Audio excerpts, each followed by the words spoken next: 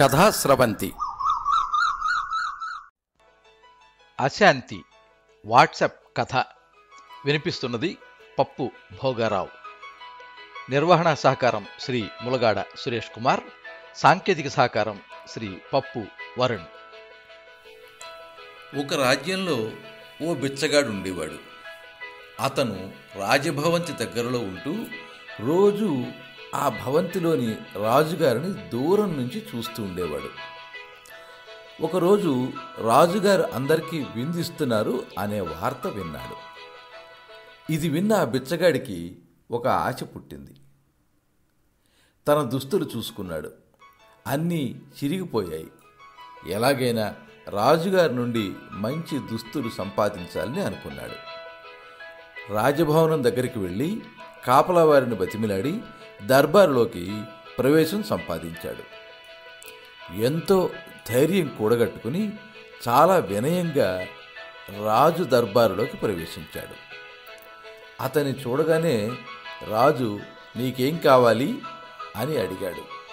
దానికి ఆ బిచ్చగాడు రాజుగారికి వంగి వంగి దండాలు పెడుతూ ఇలా అన్నాడు. రాజా, నాకు మీరు ఇస్తున్న విందుకు రావాలని ఉంది.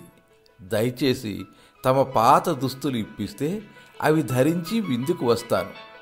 నా దగ్గర చినిగిన బట్టలు మాత్రమే ఉన్నాయి అన్నాడు. రాజుగారు వెంటనే తన పాత దుస్తులను తెప్పించి బిచ్చగాడికిస్తూ, ఈ దుస్తులు చిరిగిపోవు, మాసిపోవు, వాటిపై దుమ్ము పడదు, మరకలు అంటవు. ఎందుకంటే ఇవి ఎంతో ప్రత్యేకమైనవి. నీవు వీటిని ఎప్పటికీ ధరించవచ్చు అన్నాడు రాజుగారు. బిచ్చగాడి కళ్ళ వెంట నీరు రాగా రాజుగారికి ధన్యవాదాలు చెప్పి బయటకు వచ్చాడు. వెంటనే ఆ దుస్తులు తన గదికి తెచ్చుకుని ధరించి అద్దంలో చూసుకుని ఎంతో మురిసిపోయాడు బిచ్చగాడు.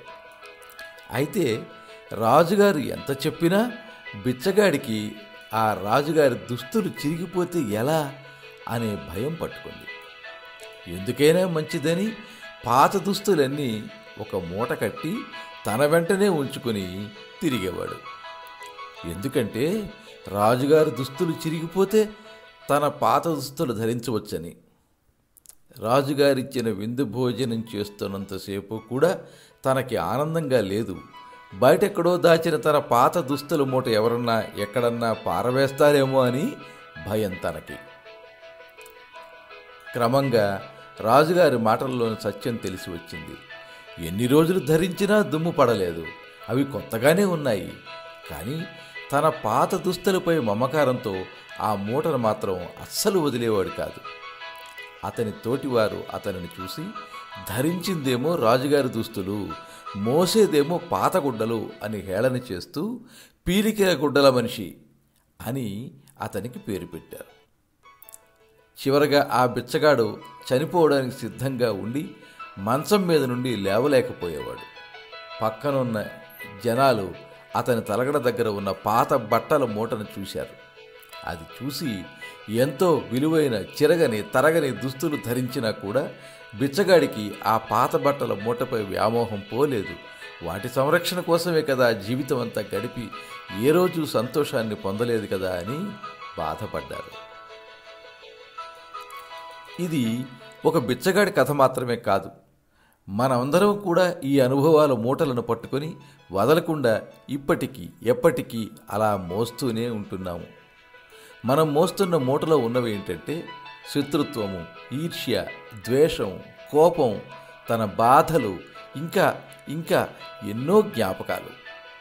అంతేకాదు ఈ భావనలతో మాటిమాటికి దుర్గుణాలను, దుఃఖాన్ని గుర్తు తెచ్చుకుంటూ జీవితంలోని అందమైన సంతోషమైన వాటిని అనుభవించలేకపోతున్నాం.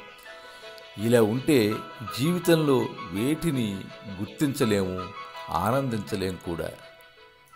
ఎప్పుడో ఎక్కడో జరిగిన సంఘటనలను ఎక్కడికెక్కడ ఎప్పటికప్పుడు వదలకుండా ఒక పెద్ద పనికిరాని పాత బట్టల మూటలాగా ఆ జ్ఞాపకాల బరువును మోస్తూ ఉండటమే అనేక బాధలకు, మనలోని అశాంతికి కారణం. కాబట్టి దానిని విడిచిపెట్టండి, ఆనందంగా ఉండండి. మీరింతవరకు అశాంతి కథ విన్నారు. వినిపించిన వారు శ్రీ పప్పు భోగారావు.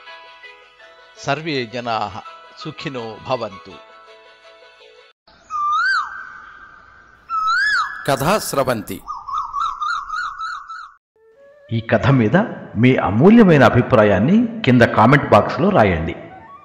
ఈ వీడియోని లైక్ చేయండి, మీ మిత్రులందరికీ షేర్ చేయండి. ఇలాంటి మరిన్ని మంచి కథలు వినిపించడానికి ఈ ఛానల్ని సబ్స్క్రైబ్ చేసుకోండి. పక్కనే ఉండే బెల్ ఐకాన్ని క్లిక్ చేస్తే ఇలా అప్లోడ్ చేసే వీడియోల వివరాలన్నీ కూడా మీకు ఎప్పటికప్పుడు నోటిఫికేషన్ ద్వారా తెలుస్తాయి. ఎప్పుడు మీ అభిమానాన్ని కోరుకునే పప్పు భోగారావు.